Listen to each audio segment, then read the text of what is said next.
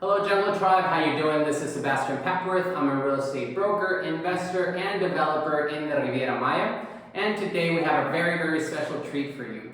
We are with Stephanie de la Millar. How you doing today, Stephanie? Very good. Yourself? Very good, above average. And I'm very happy to be able to talk with you and so that you can share all of your knowledge about real estate law, immigration. I mean, you know so many things about real estate law here. So you're the partner and co-founder of Sekuralaw, is this correct? Yes, partner.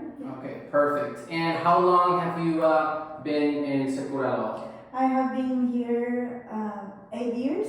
I'm counting. Awesome. Yeah. 8 years. Wow, that's a long time. So do you know how many real estate transactions you've been a part of? Tough I question. will say that maybe already thousands we can talk about. Yeah. Wow. Okay, so just to give you an idea of how much knowledge she has. So our readers and our viewers asked us several questions. So we're going to shoot those legal questions, closing questions, questions about immigration, taxes, and just overall the legal closing process in the Riviera Maya. Okay, so let's start. Okay, so a question that pretty much every real estate investor, if it's someone that wants to retire here or someone that buys short-term rental and investment property wants to know, is the legal closing process, the legal buying process of, let's do a pre-sale property and a move-in ready and immediate delivery property. Mm-hmm. Yes, it's different. Of course, that each one of them has its own particularities. The pre-sale, basically you have to perform the due diligence first, promissory contract, and wait until the developer is ready with all the documents to be able to close, to get your title. With ready to go property, you already have all the documents to be able to set up official closing date since the day one.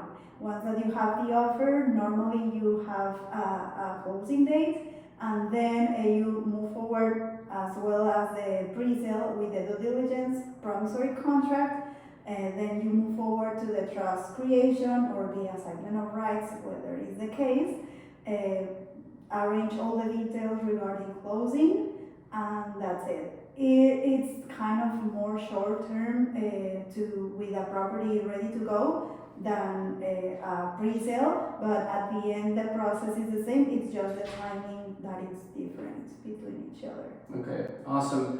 And let's say on a move-in ready property, how long does that closing process, on average, usually, generally speaking, takes? In average, since you have the accepted offer until you have a title duly signed by both parties, it will take about 8 weeks. 8 weeks. Okay, perfect. And pre-sale property, let's say maybe it's 12 months away from delivery. It will the initial process will take about 2 to 3 weeks until you have the promissory contract, that is your main document before title. And once that the developer has all the documents, means in 12 months, the process will take about 4 to 5 weeks. Perfect. And I saw on your website something that I really liked. So basically you broke down the process in 5 steps, right? In 5 stages. Exactly. What are those 5 stages? It's easier actually to explain it that way.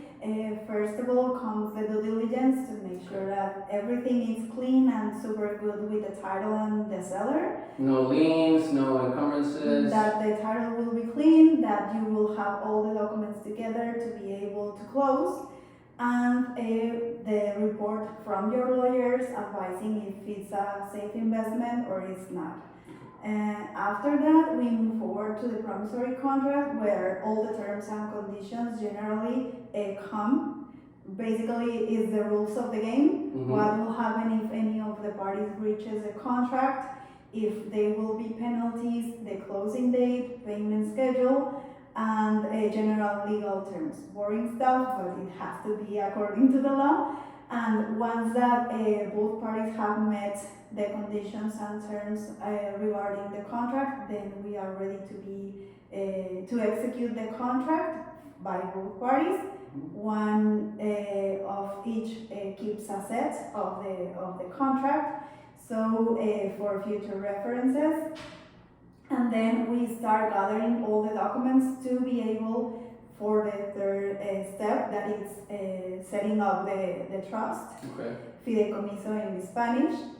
Basically is to request the permit at the Foreign Affairs Ministry to be able to set up the trust, get the approval from the trustee bank, a thumbs up of everyone, and once that everyone is okay with all the details, we can schedule the closing date, the official one. Perfect.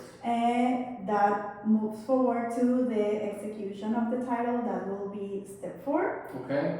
And the most important one is the final step, that is getting the title duly recorded at the public registry. That is basically a lawyer's activity to follow up the entire process of recording the title at the public registry and deliver it in the hands of the client. Perfect. New owner. Awesome. And I'm pretty sure you've seen hundreds, if not thousands, of promissory agreements, right? What would be like 5 tips or 5 key points that you would suggest a buyer and investor to look out in these agreements? Well, first of all is that it has to be mentioned how the seller is identifying himself or itself. If it's legal facultative, and which are the documents that legal faculty to sign the contract. Obviously the purchase price, the unit, the description, the legal description of the unit, payment schedule, how the payments have to be done. That is really important to know if it will be by a wire transfer, which are the details to be up to date in all the payments regarding the unit. It's really important that it's specified in the contract as well. Penalties are really important to be even, to be equal, in order to have a very square and right contract. And the legal provisions regarding how, in case, for example, a pre-sale, how the developer will treat all your personal information, because you deliver some sensitive information to the developer.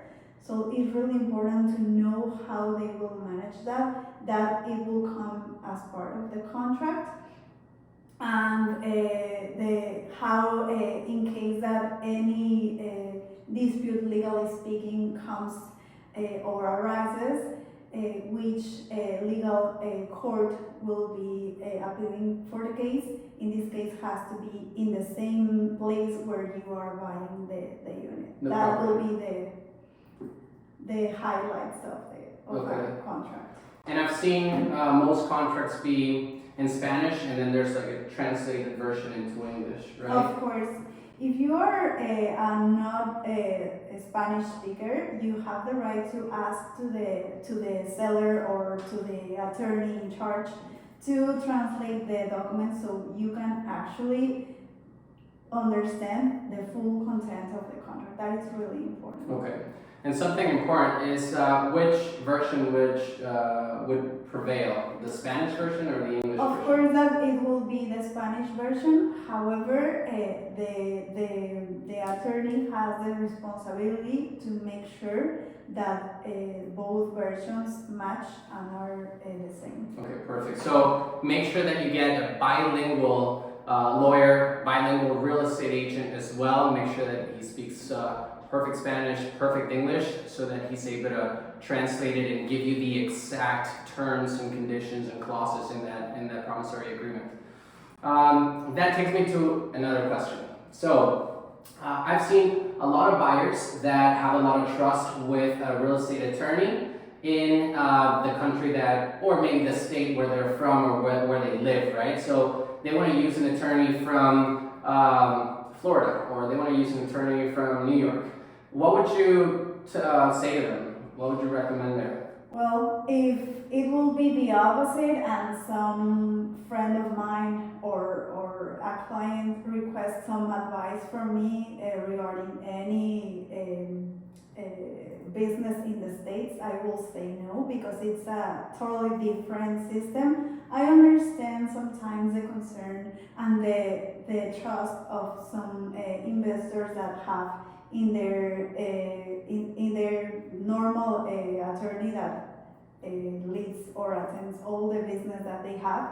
But of course that it's totally different system. It's a different legal system with different rules, with different customs. So it's okay, so they can take a look, but of course that they will feel strange about the whole situation and all the legal terms regarding the purchase fees, because actually, like I'm pretty sure in the States and in Canada happens, every state has its own regulation. So even though I can be a lawyer in all Mexico, I rather to practice law here in the area because the law is different in every state. So imagine it is totally different in every country. So there is no inconvenience that another lawyer revises all the documents and make sure that it makes sense, generally legally speaking. However, a way that you can assure that all the conditions and terms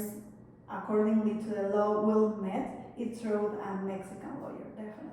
Thank you so much, Stephanie. You are a world of information. Thank you so much for all the valuable content, all the valuable information that you've shared with the audience. What if there is someone that wants to purchase a property or wants help with immigration or taxes? How can they contact you? We have our website, it's Sekuralaw.com. And you can also find us in Instagram. We upload content every day.